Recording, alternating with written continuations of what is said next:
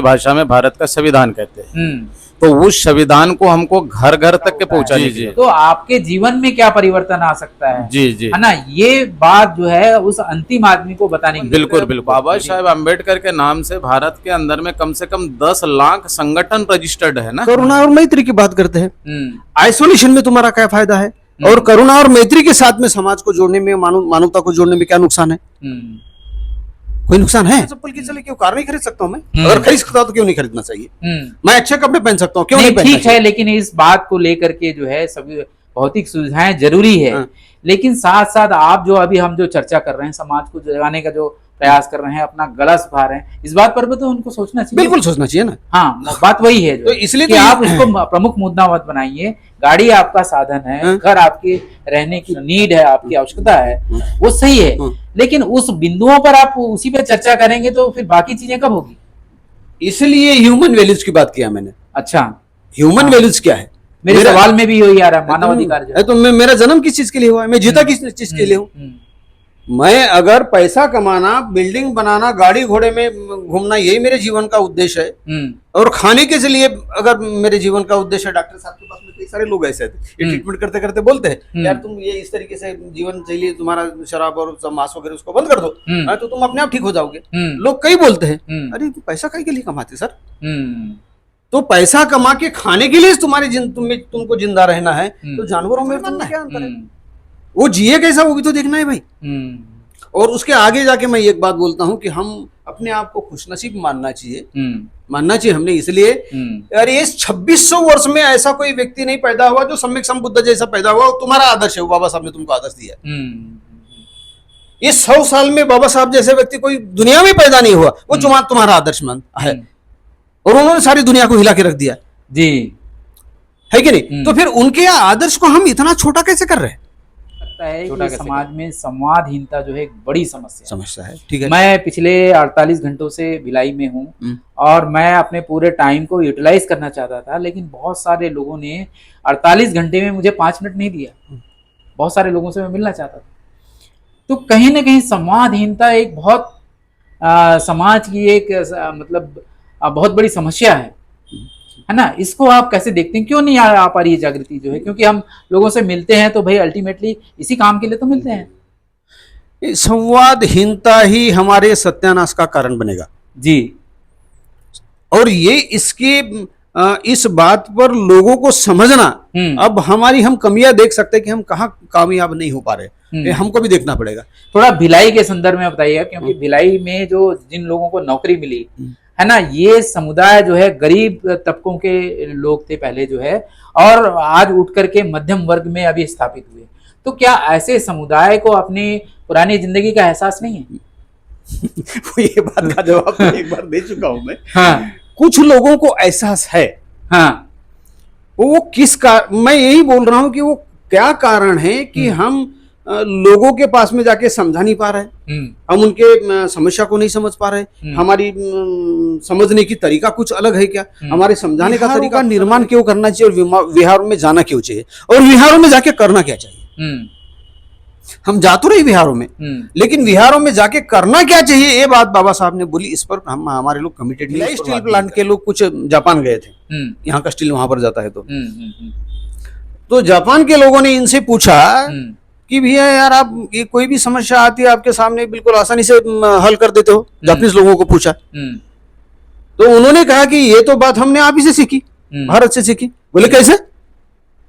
भारत के लोगों से कैसे सीखे आपने? बोले वहां एक सम्यक संबुद्ध पैदा हुए थे। अच्छा। और उन्होंने 4 बातें बताई। भाई ये दुख है, तो ये दुख का कारण है, तो ये दुख का निवारण है, ये दुख के निवारण का मार्ग है कि नहीं? तो हम लोग इस तरीके से डायग्नोस क्यों नहीं करते? इस पैटर्न पे चल के तो हम हर समस्या का समाधान निकाल सकते हैं। महासभा को आप क्या संदेश देना चाहेंगे? सर, भारतीय बौद्ध महासभा के बारे में तो खैर आप हमसे ज्यादा वाकिफ है, क्योंकि आप पूरे छत्तीसगढ़ का भ्रमण करते हैं और वहाँ के जितने भी पदाधिकारी हैं आप उनसे भी मिलते हैं।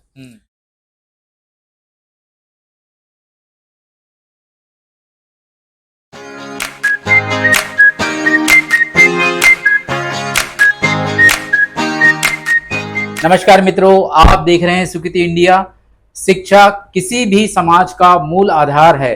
भारत में पिछले 30-40 सालों से शिक्षा व्यवस्था में गिरावट आई है। आज़ादी के समय हम जिस लक्ष्य को लेकर चले थे कि हम भारत को प्रगतिशील और आधुनिक राष्ट्र बनाएंगे, समाज में व्याप्त जाति व्यवस्था, अंधविश्वास, सामाजिक कुरीति और रूढ़िवादी सोच को, यथावस्थितिवादी सोच को छोड़ेंगे, लेकिन हम यह नहीं कर पाए। पिछले 30 सालों में शिक्षा व्यवस्था केवल सूचना तंत्र बनकर रह गई है। शिक्षा का जो मूलभूत काम समाज के सदस्यों का सामाजिकरण करना है, समाज में गतिशीलता लाना है और नई जनरेशन में बदलाव लाने का काम हम नहीं कर पाए। इसका उल्टा हम वापस पुरातन काल की तरफ आगे बढ़ रहे हैं। समता, स्वतंत्रता और बंधुत्व के बजाय साम, दाम, दंड, भेद और इंद्रजाल की नीतियों को प्रोत्साहन देने लगे हैं। हमारी सांस्कृतिक विरासत, हमारा मूल्यों को अपनी निजी जिंदगी में जगह नहीं दे पा रहे हैं और न ही हम इसके महत्व को समझ पाए हैं, जिसकी वजह से बहुजनों की सांस्कृतिक विरासत खतरे में है। बाबा साहब अम्बेडकर ने ये जिम्मेदारी बहुजन समाज को, खास करके बौद्ध समाज पर डाली थी। यह समाज कहीं न कहीं उदासीन हो गया है, निष्क्रिय हो गया है। हमारे साथ दो खास मेहमान हैं जो बौद्ध समाज से ही आते हैं, जो लंबे समय से इन मसलों पर एक्टिव हैं, समाज को मार्गदर्शन करते हैं और समाज की गतिविधियों पर नज़र रखते हैं। आज हम इसी मसले पर उन दो खास मेहमानों से बात करने जा रहे हैं। आप दोनों से निवेदन है कि आप अपना संक्षिप्त परिचय हमारे दर्शकों को देंगे। मैं जीडी राउत जी बेसिकली महाराष्ट्र से रहने वाला हूँ जी पर छत्तीसगढ़ में 1983 में जी मुझे पंजाब नेशनल बैंक में नौकरी लगी और तब से मैं इधर ही हूँ। पंजाब नेशनल बैंक में अलग अलग जगह पर काम करते हुए मैंने मैनेजर के पद से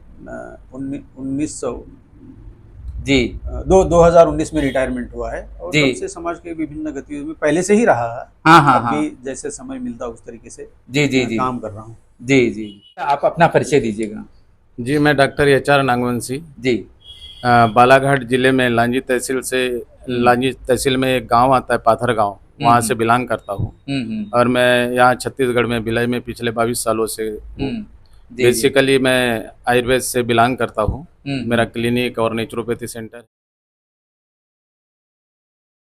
कह रहे हैं कि बहुजन समाज में जागरूकता आनी चाहिए, एकरूपता आनी चाहिए और उनको जुड़ना चाहिए। बिल्कुल जुड़ना चाहिए, तभी ये परिवर्तन संभव। बिल्कुल संभव है। ठीक है, सवाल को आगे बढ़ाते हैं। सर, डॉक्टर साहब जो है जी अम्बेडकरी समाज जो है, अब बहुत सारे इसमें हमारे जो समुदाय के लोग हैं, अम्बेडकरी समाज के ही लोग हैं, वो मनुस्मृति की तरफ जाते हुए दिखाई दे रहे हैं जी, है ना।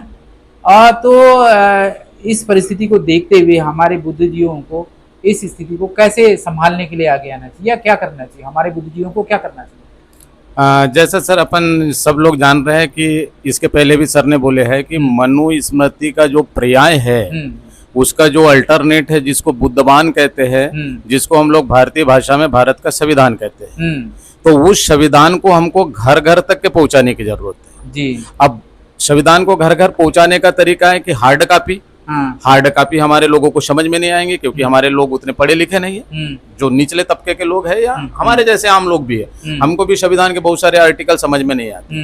तो अब हम लोग धम्म के माध्यम से उस संविधान को घर घर तक के कैसे पहुंचाए, ये हमारी मुहिम होना चाहिए। हमारे बुद्धिजीवियों की मुहिम होनी चाहिए और इस पे एक कैलेंडर बनाना चाहिए जी जी, और गांव-गांव तक पहुंचना चाहिए और जो संविधान के जो मूल्य हैं उनके प्रति जागरूक होना चाहिए। और अगर संविधान में अगर कोई खतरा होता है जी जी, तो आपके जीवन में क्या परिवर्तन आ सकता है जी जी, है ना, ये बात जो है उस अंतिम आदमी को बताने की बिल्कुल बिल्कुल बिल्कुल ये जरूरत है सर। वही अपन ये सारी चीजें देखते हैं तो बड़ा तकलीफ होता है। जैसे अभी अपन एक सवाल पे सर बोल रहे थे कि हमारे बहुजनों को आगे बढ़ने के लिए क्या करना चाहिए। अपन देखते हैं बाबा साहेब अम्बेडकर के नाम से भारत के अंदर में कम से कम 10 लाख संगठन रजिस्टर्ड है ना।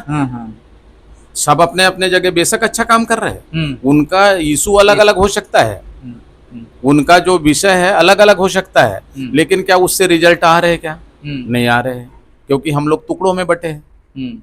और उन सब को सिर्फ और सिर्फ धम्म के माध्यम से ही एक जगह लाया जा सकता है, क्योंकि उनके संगठन है, उनका अपना मोटिव है, उनका अपना इंटेंशन है कि भाई उनको अपने संगठन के अंदर में क्या करना है, वो अपने संगठन को बढ़ाने की कोशिश कर रहे हैं। तो उसका सबसे बड़ा एक पर्याय जो सर अभी के तारीख में अपन देख रहे हैं वो शेरपा धम्म है। धम्म के माध्यम से सभी लोग एक छत के नीचे आ सकते हैं। ये बात तो जानते हैं कि धम्म जो है वो सब चीजों का उपाय हो सकता है, लेकिन सवाल ये है कि ये धम्म जो है हमारे लोगों के जीवन में, बहुजन समाज के जीवन में कैसा है, ये तो एक ज्वलंत प्रश्न है।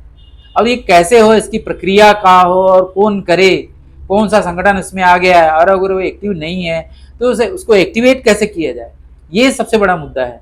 चलिए राउत सर, आप बताइएगा कि हमारे समाज में संवेदनशीलता नहीं है, संवादहीनता बहुत हावी है जो है, और मानव अधिकारों के प्रति जो है लोग जागरूक नहीं है ना, और समाज में मतलब जो है अपनेपन की भावना नहीं है, कहीं ना कहीं जुड़ाव नहीं है। क्या कारण देखते हैं सर इसके पीछे जो है?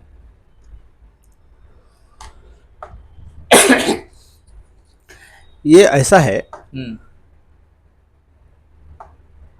हम लोग जैसे आइसोलेशन की जैसे मैंने बात करी, तो इस आइसोलेशन ने केवल आर्थिक आधार पर ये आइसोलेट नहीं हुए।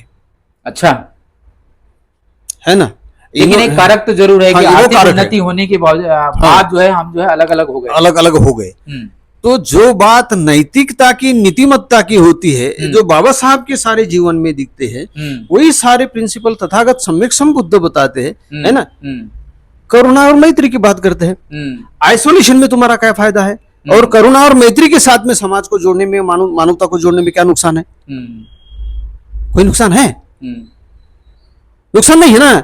तो हम ये सोचे कि अगर साथ में जुड़ने से और मैत्री पे आधार पर, इंसानियत के आधार पर अगर हम लोगों को जोड़ते हैं, तो कोई एक कास्ट नहीं, मानवता की बात है, वो डेवलप करेगी। समाज में विद्वेष पैदा हो जाएगा, खत्म हो जाएगा, है ना।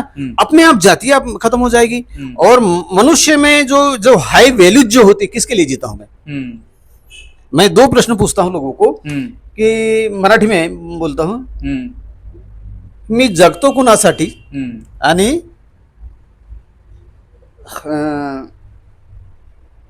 मी जगतो कशासाठी, यानी मैं जीता किसके लिए हूं और मेरा जीना का उद्देश्य क्या है। ये तो हर एक व्यक्ति सोच सकता है ना। हाँ, पर अभी आम धारणा यही है कि भाई मेरे परिवार के पास ज्यादा से ज्यादा प्रॉपर्टी आ जाए, ज्यादा से ज्यादा संपत्ति आ जाए, बढ़िया सा मकान हो जाए, लोग तो यहीं तक सोचते हैं ना। तो बिल्कुल सही है ना। हाँ, क्यों आज हमारे पास में पैसा आया तो अब भी हम पैदल चले, बिना चप्पल के चले, क्यों कार नहीं खरीद सकता हूं मैं? अगर खरीद सकता हूं तो क्यों नहीं खरीदना चाहिए?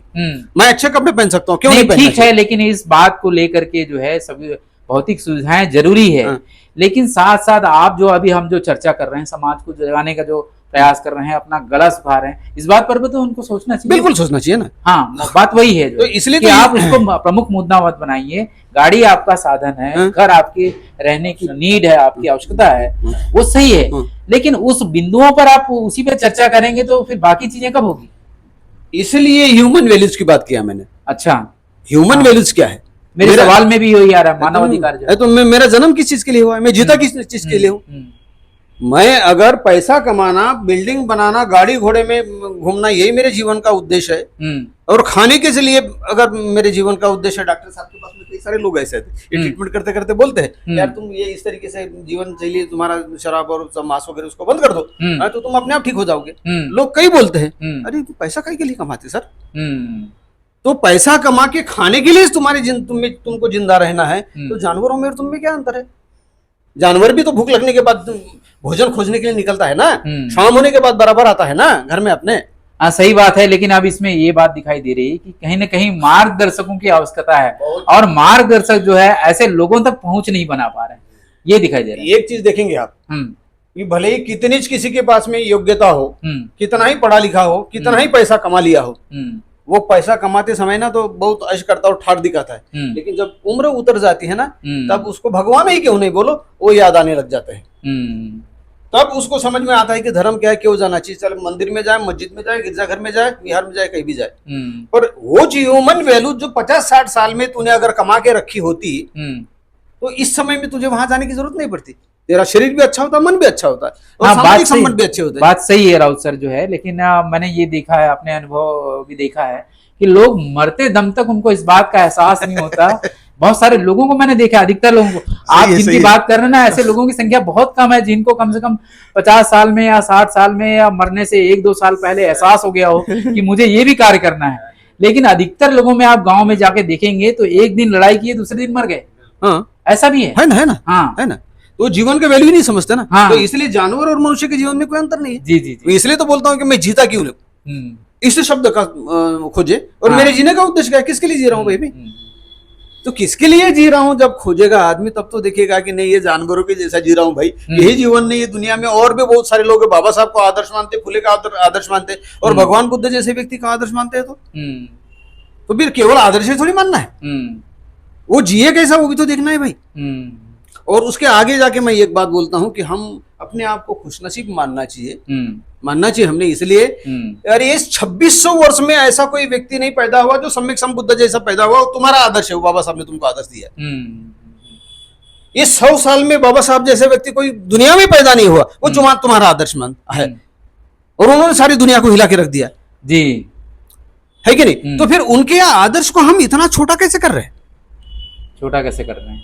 तुम्हारे आदर्श तो 2600 साल में कोई पैदा नहीं हुआ भाई, है कि नहीं? और दूसरी, मैं मेरी समझ बताता हूं, मैं अपने आप को एक पुण्यशाली मानता हूं इसलिए कि सम्यक संबुद्ध का धर्म उस जमाने में खूब फैला, लोगों ने उसका लाभ लिया नैतिकता के आधार पर। और मैं तो बोलता हूं कि सामान्य आदमी जो ह्यूमन बीइंग है, वो असामान्य व्यक्ति बुद्ध के मार्ग पर चल के बन जाता है। इस बात को समझने की जरूरत है। सही और इसी संदर्भ में मैं ये बोलता हूं कि 2600 साल पहले भगवान बुद्ध का धम्म आया, सारी दुनिया के लोगों में फैला, उन लोगों ने उसका लाभ लिया। बड़ी अच्छी सामाजिक व्यवस्था रही, सम्राट अशोक के काल के तक के भी हम देखते हैं, बहुत शानदार सामाजिक व्यवस्था रही, भाईचारे पर आधारित सामाजिक व्यवस्था रही ना। वो धर्म किसी भी कारण की वजह से नष्ट हो गया। बाबा साहब अम्बेडकर ने उस धर्म को फिर से पुनर्जीवित किया, और उस काल में मेरा जन्म हुआ, जो भगवान बुद्ध का धम्म को समझने का अवसर मिला। और उस धर्म को समझ के मैं ये खुद महसूस करता हूँ कि मैं सामान्य व्यक्ति से असामान्य व्यक्ति बन सकता हूँ, उस मार्ग पर पथ पर चल के। और वो दुख मुक्ति का मार्ग है। किस व्यक्ति को दुख पसंद आता है इस दुनिया में? केवल ये समझने की जरूरत है कि इस जगह से मुझे दुख मिल रहा है, और सुख को, उसी को अगर मैं कन्वर्ट करता हूँ तो सुख की तरफ आ जाता है। जैसे एक थर्मामीटर होता है, थर्मामीटर से हम टेम्परेचर जानते हैं, हाई टेम्परेचर भी जानते हैं, और उसी थर्मामीटर से हम लो टेम्परेचर भी जानते हैं। बस इसको समझने की जरूरत है, इसको समझने की जरूरत है। और सर, मेरा सवाल एक प्रैक्टिकल सवाल है। जैसे मैंने आपको ये संवेदनहीनता की जो बात की और संवादहीनता की जो बात की, मुझे ऐसा लगता है कि समाज में संवादहीनता जो है एक बड़ी समस्या है। ठीक है, मैं पिछले 48 घंटों से भिलाई में हूँ, और मैं अपने पूरे टाइम को यूटिलाइज करना चाहता था, लेकिन बहुत सारे लोगों ने 48 घंटे में मुझे 5 मिनट नहीं दिया। बहुत सारे लोगों से मैं मिलना चाहता था। तो कहीं ना कहीं संवादहीनता एक बहुत समाज की एक मतलब बहुत बड़ी समस्या है ना। इसको आप कैसे देखते हैं? क्यों नहीं आ पा रही है जागृति जो है? क्योंकि हम लोगों से मिलते हैं तो भाई अल्टीमेटली इसी काम के लिए तो मिलते हैं। संवादहीनता ही हमारे सत्यानाश का कारण बनेगा जी। और ये इसकी इस बात पर लोगों को समझना, अब हम कमियां देख सकते हैं कि हम कहाँ कामयाब नहीं हो पा रहे, हमको भी देखना पड़ेगा। थोड़ा भिलाई के संदर्भ में बताइए, क्योंकि भिलाई में जो जिन लोगों को नौकरी मिली है ना, ये समुदाय जो है गरीब तबकों के लोग थे पहले जो है, और आज उठ करके मध्यम वर्ग में अभी स्थापित हुए। तो क्या ऐसे समुदाय को अपनी पुरानी जिंदगी का एहसास नहीं है? ये बात का जवाब तो एक बार दे चुका हूं मैं। हाँ, कुछ लोगों को एहसास है। हाँ, वो मैं यही बोल रहा हूं कि वो क्या कारण है कि हम लोगों के पास में जाके समझा नहीं पा रहे, हम उनके समस्या को नहीं समझ पा रहे। हमारी समझने की तरीका कुछ अलग है क्या? हमारे समझाने का तरीका कुछ अलग है क्या? या उनकी समस्या को हम प्रॉपर तरीके से डायग्नोस नहीं कर पा रहे? समझाने की बात तो है, जो भी है, लेकिन भाई मिलने में क्या दिक्कत है? हाँ बिल्कुल, हाँ, मिलना चाहिए। हाँ, नहीं, इसमें भी हमारे लोगों में अंडरस्टैंडिंग की बहुत लैक है। अच्छा।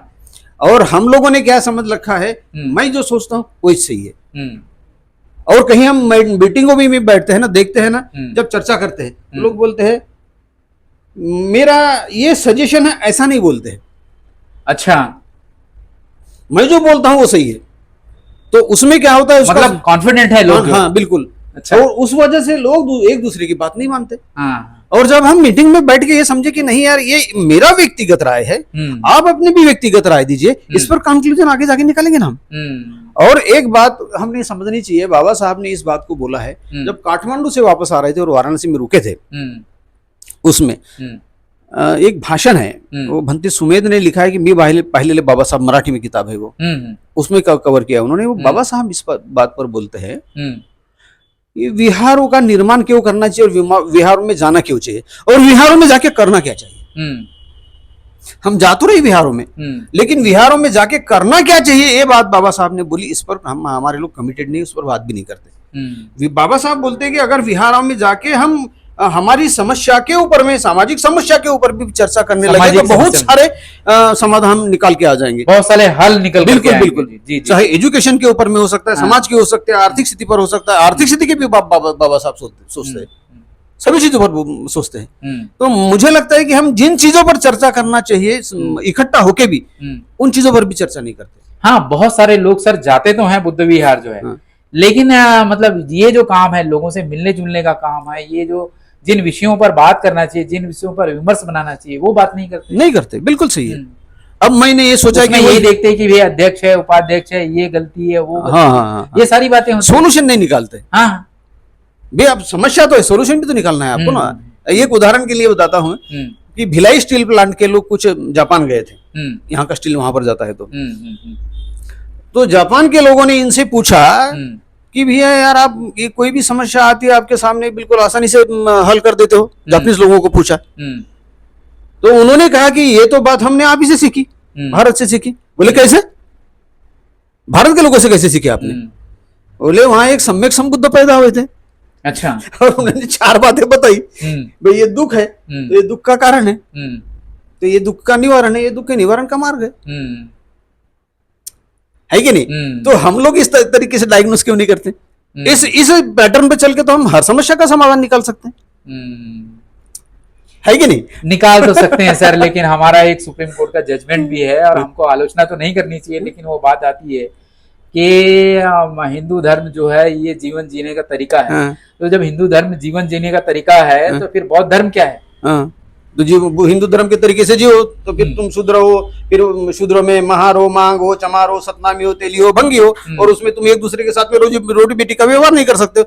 वो धर्म अच्छा लगता है कि ये धर्म अच्छा लगता है समानता का? तुमको चूज करना है इस बात के ऊपर में जी, तुमको चूज करना है ना। जी जी जी ठीक है सर, हम अंतिम प्रश्न की तरफ बढ़ रहे हैं। अब ये हमारा लास्ट क्वेश्चन होगा। अंत में हमारे जो सामाजिक संगठन है, जैसे भारतीय बौद्ध महासभा है, आदिवासी समुदाय के बहुत सारे संगठन है, पिछड़े है, अल्पसंख्यक है, अन्य और प्रगतिशील समाज के जो संगठन है, उनको आप अंत में क्या कहना चाहेंगे? देखो, एक तो हम सबकी जरूरत है भाईचारा पैदा करना, है ना। भाईचारा पैदा करने से हमारी आर्थिक समस्या का भी सोल्यूशन निकल जाता है, सामाजिक समस्या का भी सोल्यूशन निकल जाता है, और हमारी जरूरत भी है। जैसे भिलाई में हम लोग क्या करते हैं, जैसे ईद आती है तो ईद के दिन हम कुछ लोग जो है जो समझते हैं उनको बोल देते हैं, और कम से कम 20-25 लोग मस्जिद पहुंच जाते हैं। तो केवल हम ही नहीं है उसमें, फिर है ना, उसमें मुसलमान भी आता है, उसमें बौद्ध भी आते हैं, उसमें और भी दूसरे कम्युनिटी के लोग आते हैं, एक साथ में मिलते हैं। 25 दिसंबर के दिन हम चर्च में जाते हैं, गुड, और चर्च में जाके सब लोगों के साथ में मिलते हैं। तो इसका परिणाम ऐसा हुआ कि लोग अब उसको एक्सेप्ट करने लगे, नहीं हमको मिलने की जरूरत है, और मिलेंगे तो हम अपने सामाजिक, राजनीतिक और सारी समस्या का सोल्यूशन कर सकते हैं, क्योंकि बेसिकली हमारा जो ओरिजिन है वो मूल निवासी है। जी जी, उसको आगे बढ़ाने की जरूरत है, रेटने की जरूरत है, और वो हम कर रहे तो हमको सफलता भी मिल रही है। अब वो हमारे बहुजन समाज के सदस्य। यस यस, मैं मूल निवासी इसलिए बोला। जी जी जी जी जी जी। नगदेवे सर जो है, आप क्या इस विषय पर क्या बोलेंगे? और खास करके मैंने एक संगठन के बारे में बताया, भारतीय बौद्ध महासभा को आप क्या संदेश देना चाहेंगे? सर, भारतीय बौद्ध महासभा के बारे में तो खैर आप हमसे ज़्यादा वाकिफ है, क्योंकि आप पूरे छत्तीसगढ़ का भ्रमण करते हैं और वहाँ के जितने भी पदाधिकारी हैं आप उनसे भी मिलते हैं। एक्चुअल सर, भारतीय बौद्ध महासभा का जो प्रिंसिपल है, जो बाबा साहब ने लिखा था, जो उसके मुख्य आर्टिकल है, आप कहीं पर भी जाके देखिएगा, क्या उसमें एक भी आर्टिकल पे काम हो रहा है? अब ये क्यों नहीं हो रहा है? क्योंकि भारतीय बौद्ध महासभा को चलाने वाले बहुत अच्छे लोग हैं, अच्छे इंटेलेक्चुअल लोग हैं, जो वहाँ के पदाधिकारी है। लेकिन वही सर, मैं ऐसा तो नहीं कहना चाहूंगा, मेरे लिए छोटी बात भी होंगी, लेकिन क्या है, मोरलिटी जो है अपने आप में कहीं ना कहीं वो स्वयं में नहीं है। हम लोग कई बार विचार करते हैं, कई बार चर्चा करते हैं यहाँ पे बैठ के। इतना बड़ा भिलाई का समाज, आपने अभी जो बात किया, आपने अपना जो अनुभव बताया कि आपने कई लोगों से समय लेने की कोशिश किया, आप अपना बेशकीमती समय निकाल के यहाँ पे भिलाई आए। आप चाह रहे थे कि कुछ लोगों से आज इंटरव्यू हो जाए और वो बात बाकी समाज तक पहुंचे, लेकिन समय नहीं मिल पाया। यही बात मुझे कल राव साहब ने बताया, तो हम प्रिपेयर थे अपना काम धंधा निकालने के बाद में भी कि नहीं यार सर, उतने देर से आए हैं तो कुछ चर्चा तो होंगी। बिल्कुल बिल्कुल। तो बात यह है सर, ये जो बौद्ध महासभा के नाम से जितने भी संगठन चलते हैं, इन्होंने एक अपना अलग से एक गुट निर्माण कर लिया है, एक अलग से संगठन निर्माण कर लिया है। और सबसे ज्यादा दिक्कत तो हमारे भिलाई में है, क्योंकि सबसे बड़ा बुद्धिस्ट समाज, अम्बेडकरी समाज कहने को हमारे भिलाई में है। लेकिन हमारे भिलाई में इतनी वैमनस्यता आ गई इस संगठन में कि आज लोग एक दूसरे को देखना पसंद नहीं करते। अगर आमने सामने मिल जाए और उनको मौका मिल जाए तो हो सकता है कि वहां पे उसके साथ में कुछ भी कर सकते, उसकी जान की हानि भी कर सकते। ऐसी वैमनस्यता इतनी बढ़ गई है, इतनी बढ़ गई है। तो सर अब इसके तो ये क्या जो भारतीय बौद्ध महासभा के संगठनों के बीच है कि भारतीय बौद्ध महासभा और आम लोगों के बीच है? नहीं सर, ये संगठनों के भी, आम लोग तो हमारे जैसे जो आम लोग हैं, जो सामान्य लोग हैं, वो कंफ्यूज है किधर जाएं, कंफ्यूज है किधर जाए। अच्छा, ये जो जिनको वहां पे भिजवाया गया है, जो हमारे प्रतिनिधि है, ये लोग अपने अपने गुट बना लिए और अपने अपने गुटों में शामिल है। बेशक ये अच्छा काम कर रहे हैं, कोई दिक्कत नहीं है, लेकिन बात यह है कि यार अच्छा काम करने के पहले अपने आप को तो हमको उस सिद्धांत में लाना पड़ेगा ना, धम्म के सिद्धांत में लाना पड़ेगा, वो मोरलिटी। और बाबा साहब ने जो बौद्ध महासभा के आर्टिकल लिखा, तो हमको तो सबसे पहले वहां पे सिलवान होना है, और सिलवान कैसे होगा एक आदमी? हाँ, लेकिन उनका कहना है कि वो जो भारतीय बौद्ध महासभा का जो बायलाज है, उसमें जो 10वां पॉइंट है कि हम सामान्य कार्यकर्ता तैयार कर रहे हैं, वो काम कर रहे हैं हम लोग। अभी तक के तो ऐसा देखा नहीं जा रहा है सर। अभी देखा सामान्य कार्यकर्ता, सामान्य कार्यकर्ता किस तरह से? आप मोरलिटी को छोड़ के, बेसिक जो प्रिंसिपल है बुद्ध का, उसको छोड़ के सामान्य कार्यकर्ता। बाबा साहब ने ऐसा कहा, बाबा साहब ने ऐसा किया नहीं किया, तो हमारे पास में जो मुख्य आदर्श मैंने जिनकी बात करी है, उनको छोड़ के सब कुछ करना चाहते हो, तुम उनका आदर्श मानना चाहते हो? ये तो उनके लिए छोड़ो, समाज के लिए छोड़ो, तुम्हारा नैतिकता के आधार पर तुम अपने आप को गड्ढे में डाल रहे हो। बेसिक प्रिंसिपल के बुद्ध को देखेंगे तो। अच्छा। तो ओवरऑल मेरा ये मानना है कि उस डायरेक्शन में भी कि बाबा साहब ने जिस वजह से और जिस तरीके से धम्म का प्रचार करने की बात सोची थी, वो प्रचार उस तरीके के आधार पर आज भी भारतीय बौद्ध महासभा का कोई भी आदमी मुझे करता नजर नहीं आता जी। इस पर डिबेट कर सकता हूं मैं लोगों से, जी जी जी, कोई करता नजर नहीं आता, काम करता हुआ नजर नहीं आता। और वो मोरलिटी और नैतिकता जिनकी बात डॉक्टर साहब ने की है ना, वो नहीं दिखाई दे रही है। अरे बिना मोरलिटी के बाबा साहब कैसे हो सकते हैं? बिना मोरलिटी के सम्यक संबुद्ध कैसे हो सकते हैं? तो तुम उसको अपना आदर्श मानने वाले कैसे हो सकते हो? ये तो हमको ही बहुत सारे प्रश्न अपने आप से पूछते। तो ऐसा नहीं लगता सर कि कहीं ना कहीं आप लोगों को उनका जो ग्रुप है या उनके जो बुद्धिजीवी लोग है या उनके जो कार्यकर्ता लोग है, उनसे जा करके संवाद करने की जरूरत है? नहीं, मेरा इसमें थोड़ा सा डिफरेंट ओपिनियन है। अच्छा, जैसे कांशीराम साहब ने किया, तो उन्होंने आम जनता को पकड़ा, नेताओं को नहीं पकड़ा। हमको भी हमारी बात सामान्य व्यक्ति तक पहुंचाने की जरूरत है, उसको सामान्य यानी जिसको उपासक बोल सकते हैं। नहीं, लेकिन उनके पास एक स्ट्रक्चर है सर, जो हमारे पास स्ट्रक्चर नहीं है। उनके पास एक पूरा जिला लेवल का, राष्ट्रीय लेवल का, और ये बहुत पूरा एक स्ट्रक्चर है उनके पास, है ना, लेकिन बिना काम का है वो। हाँ, लेकिन उसको फंक्शनल बनाने के लिए बुद्धिजीवी लोग सलाह तो दे सकते हैं उनको। नहीं, मैं इसलिए बोला, हाँ, हम सामान्य व्यक्ति को तैयार करें, अच्छा, उसको नीतिमान बनाए, वो उनमें से ही अच्छे नीतिमान लोग जाएंगे, ये गलत लोग अपने आप कर जाएंगे उसके बाद से। क्योंकि जरूरत उनको भी तो है, केवल नेतागिरी करने वालों को तो जरूरत नहीं है ना, जरूरत तो उनको है। नेतागिरी करने वाला व्यक्ति फिर साम दाम दंड भेद वाली जो बात करते हैं उसमें उतर के आ जाता है, उसमें स्वार्थ आ जाता है। सामान्य व्यक्ति का वो स्वार्थ नहीं है, वो व्यक्ति जल्दी से धर्म सीख सकता है, ये काड़ीबाज हो सकते हैं। सामान्य व्यक्ति काड़ीबाज नहीं, इसको कोई सरोकार नहीं इससे। तो यदि हम सामान्य लोगों के बीच में चर्चा का विषय अगर इस बात को बनाते हैं, उनमें अगर नैतिकता आती है तो नैतिक लोग आगे निकल जाएंगे, है कि नहीं? मैं ऐसा समझता हूँ। जी तो जी। पर फिर भी बेसिक प्रिंसिपल्स है कि हम जिनको अपना आदर्श मानते हैं उनके आदर्श के साथ में चल के आप समाज में निर्माण करना चाहते हैं या दुश्मनों के साथ में समाज में चल के समाज निर्माण चाहते हैं, तो फिर वो हमारा समाज नहीं हो सकता।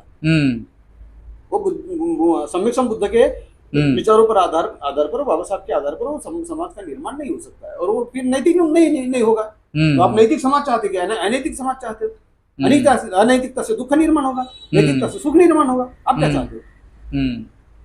कुछ बेसिक प्रिंसिपल्स और कुछ बेसिक आइडियाज और कुछ बेसिक प्रॉब्लम्स लोगों की जो है उसको समझ के साथ में हमको लोगों के साथ में जाना चाहिए, ऐसा मैं समझता हूँ।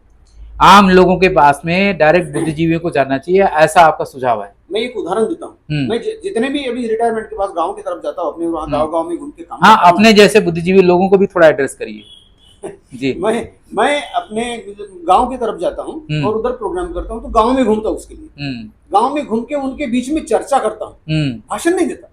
मैंने उनसे सवाल पूछा, क्या तुम्हारे गांव में ये बुद्धिजीवी लोग नहीं आते? जी आते हैं सर। टिप्पू नहीं आते हैं? आते हैं सर। तुम परितान पाठ वगैरह करते हो? हाँ सर होता है सर। तो क्या होता है? वो आते हैं, बोलते, भाषण देते और अपना चल देते हैं। होता क्या है कि वो व्यक्ति जो मेरे से 10 किताबें ज्यादा पढ़ा है वो अपना ज्ञान लोगों के बीच में डालता है ना, वो फैलता है अपना ज्ञान। वो ये नहीं समझता है कि सामने वाला बैठा जो व्यक्ति है वो किस तरीके का मेरी बात को समझेगा या नहीं समझेगा, भाषण दे दिया और उठ के चल दिया। इसलिए मैंने जो तरीका इस्तेमाल किया वो भूल चाल कर दिया, सवाल जवाब करते, और सवाल जवाब में बहुत सारी चीजें समझ में आ जाती, तो तब हमको समझ में आता है कि हम कहाँ हैं। तो इस आधार पर मैं ये कह सकता हूँ, जिन गाँव में गया उसी का आधार मान के, यदि आने वाले 10-15 साल में हम नए जनरेशन के बीच में ठीक से ईमानदारी से बिना स्वार्थ के काम नहीं किए तो अभी तो जीरो ही माइनस में चले जाएंगे। जी जी जी, तो माइनस में चले जाएगा। इस कार्यक्रम को समाप्त करेंगे। अल्टीमेटली यही है कि जो हमारे जो दो मेहमान जिनसे हम 1 घंटे से चर्चा कर रहे हैं, तो वो ये बात समझ में आ रही है कि संवाद ही एक तरीका हो सकता है जिसमें बहुजन समाज में जागृति आ सकती है, और संवाद ही ऐसा माध्यम है जिससे लोग जागरूक हो सकते हैं। तो आप देख रहे थे सुकृति इंडिया। आप सभी का, आप दोनों मेहमानों का बहुत बहुत शुक्रिया, बहुत बहुत धन्यवाद। हमारे बीच में जी जी जी जी जी, आपने अपना कीमती समय निकाला। जी जी, आपको बहुत बहुत साधुवाद जी। तो आप देख रहे थे सुकृति इंडिया, और अगर आपको ये चैनल अच्छा लगता है तो हमारे चैनल को सब्सक्राइब कीजिए, शेयर कीजिए। मिलते हैं अगले वीडियो में। नमस्कार, धन्यवाद, thank you very much ji, thank you very much.